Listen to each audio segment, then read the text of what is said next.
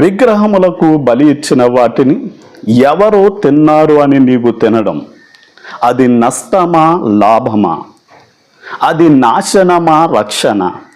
అది ఆత్మీయమైన పతనమా లేక అభివృద్ధి అని మనం ఆలోచన చేస్తే 1 కొరింథీ పత్రిక 8వ అధ్యాయం 7, 8, 11 వచనాల ప్రకారం విగ్రహములకు బలి ఇచ్చిన వాటిని తినడం తప్పని నమ్మి తినడం విగ్రహారాధనతోనే సమానం. అలాంటి వారి మనస్సాక్షి వారి మీద నేరారోపణ చేస్తుంది.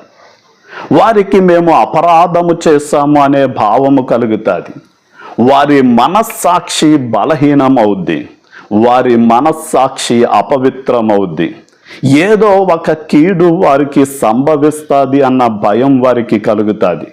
అంత మాత్రమే కాకుండా ఆత్మీయంగా వారు దేవునికి దూరమై పతనావస్థకు వెళ్ళిపోతారు.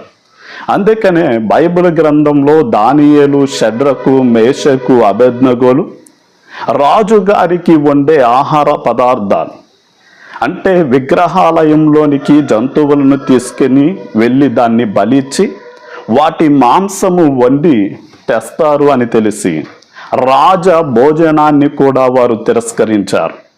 అలాగే అపోస్తల కార్యగ్రంథం 15వ అధ్యాయంలో ఆది సంఘము కూడా విగ్రహములకు బలిగా ఇచ్చిన వాటిని తినడం విసర్జించారు. అలాగే మనము కూడా విగ్రహములకు బలిగా అర్పించిన వాటిని తినకుండుట మనకు శ్రేయస్కరము అన్న విషయం గ్రహించాలి.